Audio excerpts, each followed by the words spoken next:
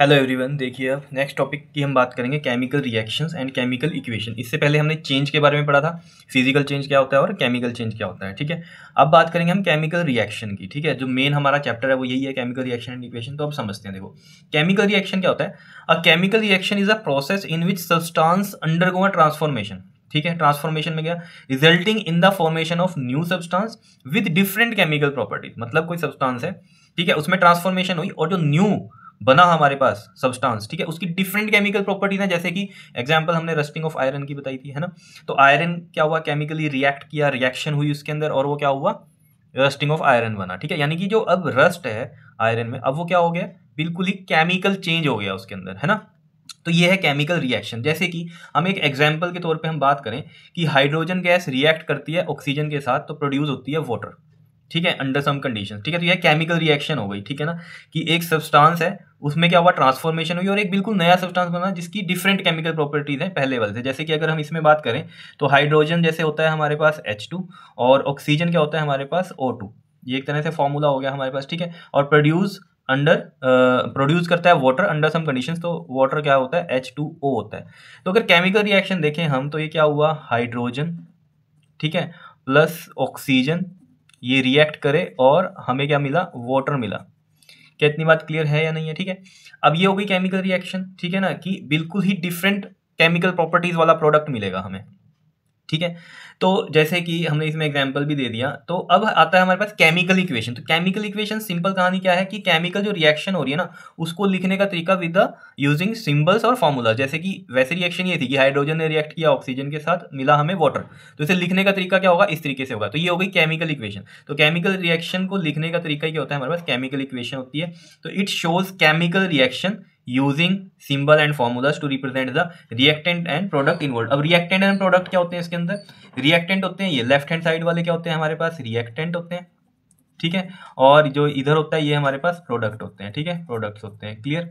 तो जैसे मैं इसको यहाँ पर लिखना चाहूँ तो इस तरीके से लिख सकता हूँ एग्जाम्पल के तौर पे, कि जैसे H2, इसी का एग्जाम्पल हो गया ये H2 प्लस में हमारे पास क्या होगा इसके अंदर, O2, और ये क्या है, गैस है हमारे पास। ठीक है, O2। ठीक है, तो हम यहाँ पर इनकी स्टेट भी लिख देंगे, ये गैशियस है, ये भी गैशियस है, और ये चेंज हुआ और H2O मिला जो कि है हमारे पास लिक्विड।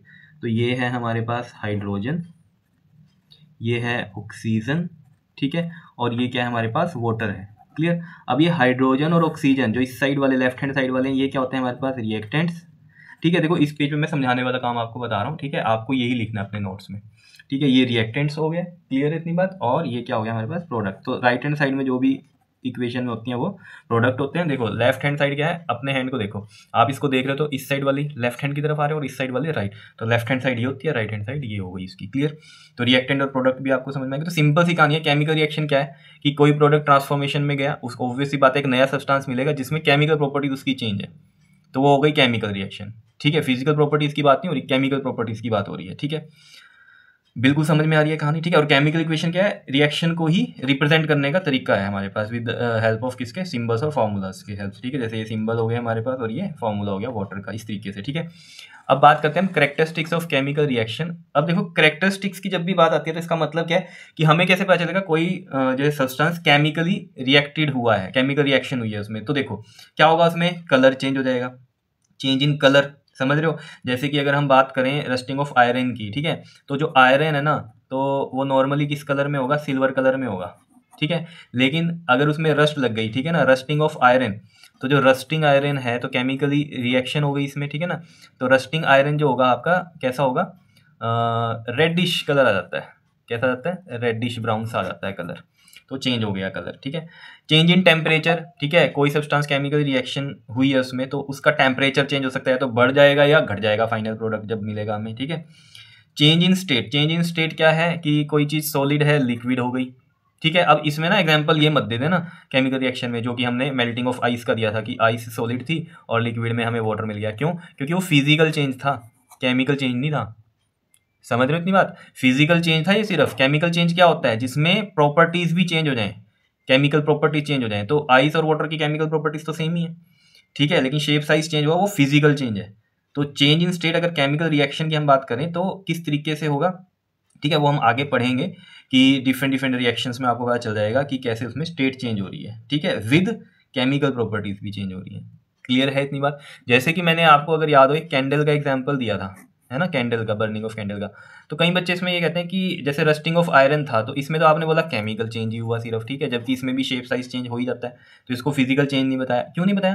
क्योंकि ये केमिकल चेंज इसलिए क्योंकि इसमें प्रॉपर्टीज भी चेंज होगी, केमिकल प्रॉपर्टीज चेंज होगी। अब यहाँ पर अगर आप देखो, जब ये बर्न कर रहा है, कोई भी चीज जल रही है, तो ऑब्वियस ऑक्सीजन के साथ रिएक्ट करके बर्निंग हो रही है, तो वो कंबशन हो गया, केमिकली चेंज होता है। तो ये इसकी जो बर्निंग है ये तो हो गई केमिकल, ठीक है। लेकिन अगर हम देखें ये जो वैक्स है ये मेल्ट हो रहा है, मेल्ट होके बन तो वैक्स ही रहा है ना, ये जब आ रहा है पिघल रहा है तो आ तो वैक्स ही रहा है, कि इसकी प्रॉपर्टीज थोड़ी चेंज हुई है। तो ये वाला हम कहते थे कि जो ये मेल्ट होके जा रहा है ये हो गया फिजिकल चेंज, समझ रहे हो? क्योंकि जो वैक्स है वो वैक्स ही रहा ना पिघल के, उसकी कोई केमिकल प्रॉपर्टीज चेंज नहीं हो रही, तो फिजिकल चेंज बोला। तो ये चीज़ आपके ना ध्यान में रहना चाहिए, देख लो ये इधर अगर दिख नहीं रहा था तो, ठीक है। क्लियर है इतनी बात? बता दो कोई दिक्कत है इसमें तो, ठीक है। चेंज इन स्टेट की बात समझ में आ गई, तो आइस और वाटर वाला एग्जांपल नहीं देंगे इसमें, ठीक है। कौन सा एग्जांपल देंगे हम इसमें, बताओ? चेंज इन स्टेट का, वो आगे आपके पास रिएक्शंस आएंगी उसमें आपको समझ में आ जाएगा, ठीक है। क्लियर है? लेकिन बस इतना ध्यान रखो, फिजिकल चेंज वाला, स्टेट इन चेंज वाला जो होगा वो नहीं होगा, क्योंकि केमिकल रिएक्शंस की हम कैरेक्टरिस्टिक्स पढ़ रहे हैं, तो केमिकली रिएक्ट करेगा, जिसमें प्रॉपर्टीज भी चेंज होंगी केमिकली, ठीक है। इवोल्यूशन ऑफ गैस क्या ऑब्वियस बात है, कोई प्रोडक्ट रिएक्शन, जो कोई भी सब्सटेंस है हमारा केमिकली रिएक्टेड हुआ, तो उसमें क्या होगा, प्रोडक्ट साइड क्या होगा, इस प्रोडक्ट साइड क्या होगी, इवोल्यूशन ऑफ गैस भी हो सकती है, गैस भी निकल सकती है, ठीक है, बाहर वाली साइड, ठीक है। तो इवोल्यूशन क्या होता है, गैस का निकलना, ठीक है, गैस भी हो सकती है, ठीक है। मतलब कि इस वे में मैं कहूँ कि मान लो प्रोडक्ट वाली साइड O2 आ जाए, हाइड्रोजन है, तो ऐसे वो गैस इवोल्यूशन हो रहा है, ठीक है, निकल रही है कोई गैस, वो भी हो सकती है। फिफ्थ क्या है हमारे पास, फॉर्मेशन ऑफ प्रेसिपिटेट है। अब प्रेसिपिटेट क्या होता है, जैसे मान लो कोई सब्सटेंस है वो केमिकल रिएक्शन में गया और प्रेसिपिटेट बने उसके फाइनली, ठीक है। प्रेसिपिटेट क्या होते हैं पहले तो ये समझो, देखो एक तो आपको पता है सॉलिड, लिक्विड, गैस, ये तो पता है आपको, ठीक है। दूसरा भी पता होना चाहिए, एक एक्वस, ठीक है, एक्वस पता होना चाहिए, और एक प्रेसिपिटेट क्या होते हैं ये भी पता होना चाहिए, ठीक है। तो देखो प्रेसिपिटेट क्या होते हैं, जो कि इनसोल्यूबल होते हैं वाटर में, क्या होते हैं, इनसोल्यूबल, तो वाटर में ये सोल्यूबल नहीं होते, इनसोल्यूबल रहते हैं वाटर के अंदर, तो वो बनते हैं हमारे प्रेसिपिटेट। क्लियर है इतनी बात? और एक्वस क्या होता है, जैसे आपने वाटर में शुगर को मिला दिया, ठीक है, तो ऑब्वियस बात है वो सोल्यूबल है, ठीक है ना, तो वो हो गया हमारे पास एक्वस सॉल्यूशन।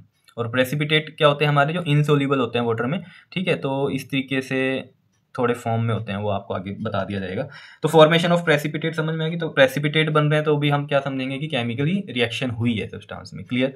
तो ये चीज़ें समझ में आ गई होंगी आपके, ठीक है। तो ये अच्छे से कर लेना, केमिकल रिएक्शन, केमिकल इक्वेशन क्या है। इसके बाद हम पढ़ेंगे बैलेंसिंग, इक्वेशंस को बैलेंस करना। जैसे ये हमारे पास इक्वेशन थी, ठीक है, जैसे H2 प्लस में O2 और ये H2 है, ठीक है। अब इसकी बैलेंसिंग भी करनी जरूरी है, बैलेंसिंग का भी आगे आपको पूरा बताऊंगा कि क्या है। वैसे इसको अगर बैलेंस करना है तो मैं कैसे करूँगा, देखो इधर हाइड्रोजन के 2 हैं, इधर भी 2 हैं, ठीक है, इधर ऑक्सीजन के 2 हैं लेकिन इधर 1 है, तो इसको 2 बनाना है तो मैं 2 इधर लगाऊंगा, ऑक्सीजन के 2 हो गए, लेकिन इधर प्रोडक्ट साइड हाइड्रोजन के कितने हो गए, 4 हो गए, तो इधर भी 4 ही होने चाहिए, तो इधर 2 हैं तो 2 इधर लगा दो, 2 to the 4। तो ऐसे ये बैलेंस होती है, ठीक है, तो वो हम आगे पढ़ेंगे, ठीक है। सिंपल ऐसे नहीं छोड़ देते इनको, जो केमिकल इक्वेशंस होती हैं, ठीक है, बैलेंस भी करना जरूरी है इनको, वो मैं बताऊंगा जरूरी क्यों है, क्यों करना पड़ता है हमें बैलेंस। क्लियर?